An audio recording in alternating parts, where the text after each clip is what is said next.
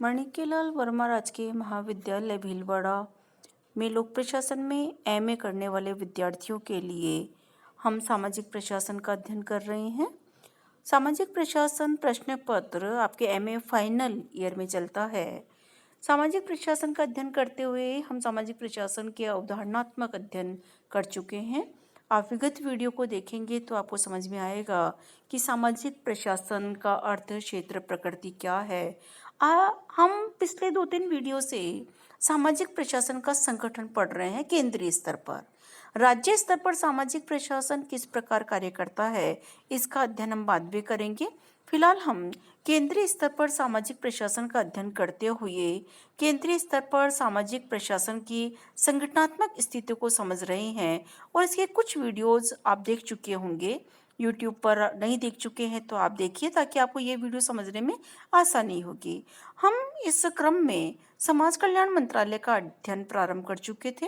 हमने समाज कल्याण मंत्रालय के प्रभागों के बारे में पढ़ा और हमने समझा कि समाज कल्याण मंत्रालय 11 प्रभागों में बटा हुआ है। इसके दायित्व 11 प्रभागों में बटे हुए हैं और हमने उन 11 प्रभागों को विस्तार से समझा कि 11 प्रभाग क्या कार्य करते हैं। आज हम इसको कंटिन्यू करते हुए समाज कल्याण मंत्रालय के संगठन को आगे बढ़ा रहे हैं। जब हमने समाज कल्याण मंत्रालय का संगठन पढ़ना प्रारंभ किया था, विगत वीडियो में आप देखिए, सुनिए, इसको समझिए, तो हमने समझा था कि समाज कल्याण मंत्रालय में सबसे पहले इस मंत्रालय की बागडोर एक मंत्री को दी जाती है जो कैबिनेट स्तर के मंत्री होते हैं। ये कैबिनेट स्तर के मंत्री जो समाज कल्याण मंत्री कहलाते हैं, ये कल्याण मंत्रालय के सर्वे सर्वा है। इनके द्वारा, इनके नेतृत्व में कल्याण मंत्रालय कार्य करता है। समाज कल्याण मंत्री के साथ ये सरकार पे निर्भर करता है, प्रधानमंत्री पर निर्भर करता है कि वो राज्य मंत्री, उप मंत्री को भी समाज कल्याण मंत्रालय में पद दे सकते हैं। राज्य मंत्री और उप मंत्री केंद्रीय स्तर के, कैबिनेट स्तर के मंत्री का सहयोग करते हैं और कैबिनेट स्तर के मंत्री, राज्य मंत्री, उप मंत्री ये कल्याण मंत्रालय की राजनीतिक संरचना का हिस्सा होते हैं। किसी भी मंत्रालय, किसी भी विभाग का संगठन जब आप पढ़ते हैं तो उसमें आप संगठन में राजनीतिक स्तर, प्रशासनिक स्तर, दोनों स्तरों पर आप संगठन को समझते हैं। जब हम राजनीतिक स्तर पर संगठन को समझते हैं तो हम मंत्री की बात करेंगे कि कैबिनेट स्तर के मंत्री हैं जिन्हें हम समाज कल्याण मंत्री कह रहे हैं, समाज कल्याण राज्य मंत्री है, और अगर प्रधानमंत्री चाहे तो उप मंत्री को भी समाज कल्याण का दायित्व दे सकते हैं। राजनीतिक स्तर का सहयोग प्रदान करने के लिए प्रशासनिक स्तर होता है और प्रशासनिक स्तर में जो वरिष्ठतम अधिकारी होता है उसे हम सचिव कहते हैं। कल्याण मंत्रालय का प्रशासनिक प्रमुख एक सचिव होता है और ये भारतीय प्रशासनिक सेवा का वरिष्ठ अधिकारी होता है। जो सचिव होता है कल्याण मंत्रालय में, ये सचिव मंत्री को और इस मंत्रालय के अन्य अधिकारियों के मध्य समन्वय स्थापित करता है। मंत्री महोदय को जो भी प्रशासनिक कार्यों में सहायता चाहिए, परामर्श या सूचनाएं चाहिए, ये उपलब्ध करवाने का दायित्व सचिव का होता है। सचिव की सहायता के लिए समाज कल्याण मंत्रालय में 5 संयुक्त सचिव होते हैं। ध्यान दीजिए, आपको इन 5 संयुक्त सचिवों के दायित्वों के बारे में समझना है और अगर समाज कल्याण मंत्रालय के संगठन से संबंधित प्रश्न आता है तो आपको ये, अगर आप चार्ट बना सकते हैं तो चार्ट के माध्यम से इसको समझकर परीक्षा में लिखना है। आप किताबों में देखिए, किताबों में आपको चार्ट बना हुआ मिल जाएगा, उसे आप अपने कॉपी में लिखिए और उसको याद करने की कोशिश कीजिए। यह मैं आपको समझा रही हूँ, यह आप समझ लीजिए। तो जो सचिव है, समाज कल्याण मंत्रालय की जो सचिव हैं, उनके सहयोग के लिए जो सबसे पहले संयुक्त सचिव है, इन संयुक्त सचिव का दायित्व होता है प्रशासन, समाज रक्षा, योजना, अनुसंधान, मूल्यांकन एवं मॉनिटरिंग। पिछले वीडियो में मैंने आपको एक बात कही थी कि योजना, अनुसंधान, मूल्यांकन एवं मॉनिटरिंग को याद रखने के लिए आप PREM, प्रेम शब्द को याद रख लीजिए। PREM, P मतलब प्लानिंग, योजना, आर मतलब रिसर्च मतलब अनुसंधान, ई मतलब इवोल्यूशन मतलब मूल्यांकन, और एम मतलब मॉनिटरिंग। तो जो संयुक्त सचिव है, पहले संयुक्त सचिव है जो प्रशासन, समाज रक्षा और प्रेम से संबंधित गतिविधियों का संचालन करते हैं। इन संयुक्त सचिव के अधीन अनुभाग अधिकारी, वरिष्ठ अनुसंधान अधिकारी, उपनिदेशक, अवर सचिव ये कार्य कर रहे हैं।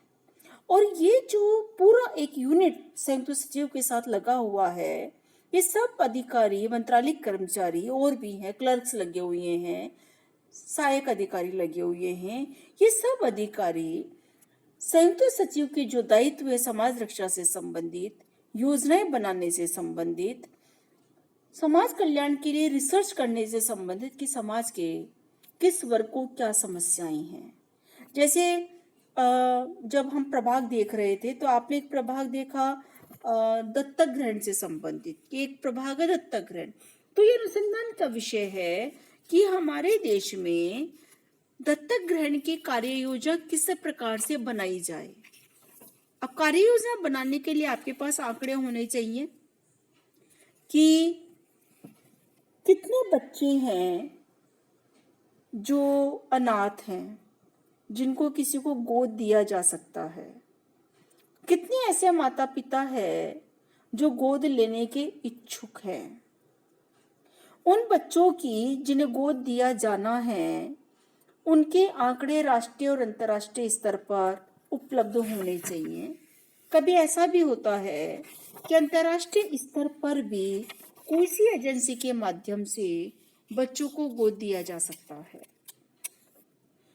तो ये संयुक्त सचिव है, इनके पास अनुसंधान का कार्य है। ये ध्यान रखते हैं कि किस प्रकार दत्तक ग्रहण संसाधनों को उपलब्ध करवाया जाए, इनके बारे में अध्ययन किया जाए। अन्य कार्य भी हैं, उन जिनके लिए भी आंकड़ा चाहिए, डेटा चाहिए, वो कार्य ये संयुक्त सचिव करते हैं।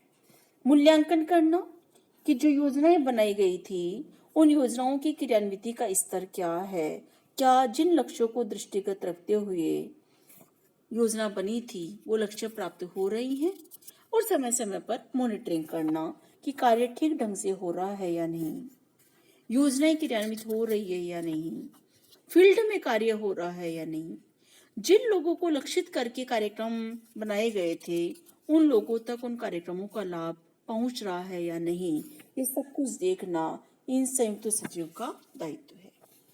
एक और संयुक्त सचिव है जो अल्पसंख्यक और पिछड़ी जाति के कल्याण के लिए जिनको जिम्मेदार बताया गया है। ये संयुक्त सचिव, जैसा कि हम जब प्रभागों का अध्ययन कर रहे थे उसमें हमने समझा कि अल्पसंख्यक और पिछड़ी जाति समुदाय वो है जो समाज के सामान्य वर्ग से पृथक है, अलग है। समाज में जिस संप्रदाय या जिस धार्मिक मान्यता को मानने वाले लोगों की संख्या सब कम होती है उसे हम अल्पसंख्यक समुदाय कहते हैं।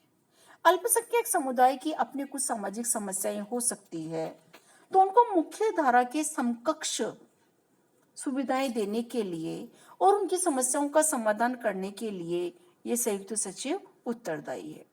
पिछड़ी जातियों को किस प्रकार मुख्य धारा में शामिल किया जाए, पिछड़ी जातियों के लिए क्या अलग से योजनाएं बनाई जाए, किस प्रकार उन योजनाओं को लागू किया जाए, इसके लिए संयुक्त सचिव उत्तरदायी है।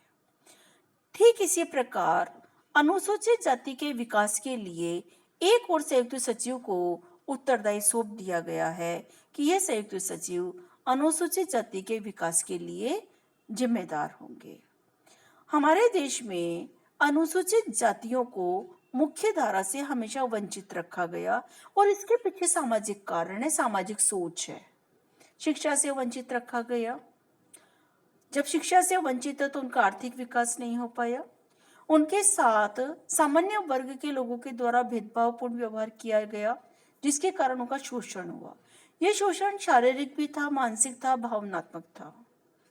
तो ऐसी स्थिति में अगर हम चाहते हैं कि समाज का समग्र विकास हो तो अनुसूचित जाति का विकास भी करना होगा, क्योंकि एक किसी भी वर्ग विशेष को वंचित रखकर समाज का समग्र विकास नहीं हो सकता। तो यह संयुक्त सचिव उन कार्य योजनाओं पर फोकस करते हैं जिससे कि अनुसूचित जाति का विकास हो सके। पिछले वीडियो में हमने दिव्यांग कल्याण के बारे में भी पढ़ा कि दिव्यांगों का किस प्रकार से कल्याण हो सकता है।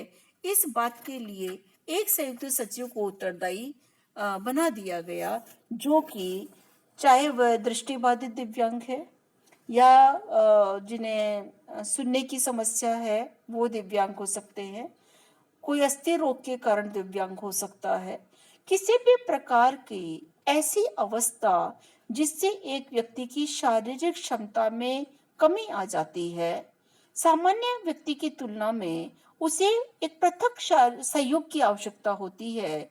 ऐसे लोगों के लिए जरूरी होता है कि उन्हें कुछ अतिरिक्त उपकरण दिए जाएं, उन्हें प्रशासनिक व्यवस्था में एक अलग से स्थान दिया जाए। ये कार्य करने के लिए, दिव्यांग कल्याण कार्य करने के लिए एक संयुक्त सचिव को नियुक्त किया जाता है समाज कल्याण मंत्रालय में। ये जो संयुक्त सचिव स्तर के अधिकारी हैं, इनके अधीन उप सचिव होते हैं, निदेशक होते हैं और एक उप सचिव भी होते हैं।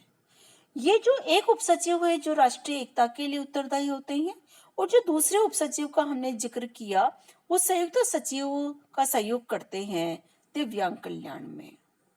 निदेशक होते हैं जो कि कार्यक्रमों में समन्वय बनाए रखने का कार्य करते हैं।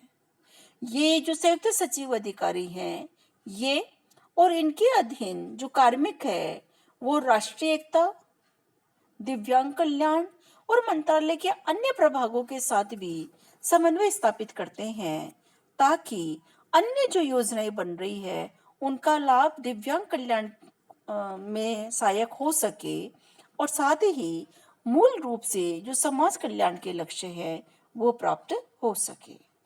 एक और संयुक्त सचिव है प्रशासनिक स्तर पर। हम समाज कल्याण मंत्रालय का जो संगठन पढ़ रहे हैं, इनमें 5 संयुक्त सचिव की बात हमने की। 5वें जो संयुक्त सचिव हैं ये आदिवासी विकास के लिए उत्तरदायी होता है। ये पदनाम इस तरह है, कल्याण मंत्रालय में आप जाएंगे तो पदनाम ऐसे होंगे, संयुक्त सचिव ब्रैकेट में लिखा होगा आदिवासी विकास, ये इनका पदनाम हुआ। तो जो संयुक्त सचिव है जो आदिवासी विकास के लिए उत्तरदायी है, यह अधिकारी प्रत्यक्ष रूप से आदिवासियों के कल्याण के लिए उत्तरदायी है। हम पिछले वीडियो में समझ चुके हैं कि आदिवासियों की अपनी संस्कृति है, अपनी पहचान है, अपने रिवाज है, अपनी जीवन शैली है, और क्योंकि आदिवासियों के जीवन शैली और सांस्कृतिक मूल्य समाज के अन्य वर्गों से पृथक है, विशेष है, इसलिए समाज के मुख्य धारा से वो इतनी तीव्र गति से नहीं जुड़ सके कि उनको सामान्य धारा में संयुक्त समझा जा सके। तो उनको सामान्य धारा में लाने के लिए, उनके विशेष विकास के लिए विशेष प्रकार की कार्य योजना की आवश्यकता है। तो जो ये संयुक्त सचिव है, इन संयुक्त सचिव के नियंत्रण में 3 निर्देशक होते हैं, एक उप सचिव और 3 अनुसंधान अधिकारी कार्य करते हैं। और ये जो अधिकारी और कर्मचारी मिलकर आदिवासी क्षेत्रों से संबंधित विकास योजनाएं बनाते हैं और कार्यक्रमों के संचालन के लिए उत्तरदायी होते हैं। आदिवासी विकास के लिए केवल योजनाएं बनाना ही पर्याप्त नहीं है, बल्कि जिन क्षेत्रों में आदिवासी अधिक रहते हैं, आदिवासी बाहुल्य क्षेत्र जो हैं, उनमें कार्यक्रम चलाना भी जरूरी है ताकि आदिवासियों का विकास हो सके। तो ये संयुक्त सचिव और इनकी टीम पूरी आदिवासी विकास के लिए उत्तरदायी है। इन 5 संयुक्त सचिव के अतिरिक्त समाज कल्याण मंत्रालय के प्रशासनिक स्तर के संगठन पर एक और अधिकारी पदासीन होते हैं जिन्हें हम वित्तीय सलाहकार कहते हैं। अधिकांशतः मंत्रालयों में और विभागों में वित्तीय सलाहकार होते हैं। ये वित्तीय सलाहकार जो समाज कल्याण के कार्यों से संबंधित या समाज कल्याण के लिए वित्तीय सलाह के लिए उत्तरदायी होते हैं। ये जो वित्तीय सलाहकार हैं ये फाइनेंस सर्विसेज के विशेषज्ञ होते हैं जिन्हें वित्तीय सेवा का विशेष ज्ञान होता है, वित्त प्रशासन का विशेष ज्ञान होता है। तो ये जो अधिकारी है वो केंद्रीय कल्याण मंत्रालय से संबंधित जितनी भी योजनाएं हैं, परियोजनाएं हैं या कार्यक्रम हैं, उनके व्यय का आकलन तैयार करते हैं कि किस योजना पर कितना पैसा खर्च हो सकता है। जब व्यय का अनुमान होगा, तभी बजट की मांग की जाएगी सरकार से। वित्तीय सलाहकार को इस कार्य में सहयोग प्रदान करने के लिए एक निदेशक होते हैं और उप लेखा नियंत्रक होते हैं, जो कि वित्त से संबंधित कार्यों में इन्हें सहयोग प्रदान करते हैं। एक निदेशक होते हैं जो जिनको हम लिखेंगे निदेशक, ब्रैकेट में लिखेंगे वित्त। ये जो निदेशक है, ये निदेशक के साथ ही दो अवर सचिव होते हैं जो बजट से संबंधित दायित्वों का निर्वहन करते हैं और देखते हैं कि हमारे आय के साधन क्या हो सकते हैं और हमें अपनी योजनाओं पर, परियोजनाओं पर कितना व्यय करना होगा ताकि हम अपने लक्ष्यों को प्राप्त कर सके। इस प्रकार भारत सरकार का केंद्रीय स्तर का कल्याण मंत्रालय एक विशिष्ट प्रशासनिक संरचना के साथ अपने उद्देश्यों और अपने लक्ष्यों को प्राप्त करता है। इतना कुछ जब हम पढ़ लेते हैं कि वित्त मंत्रालय का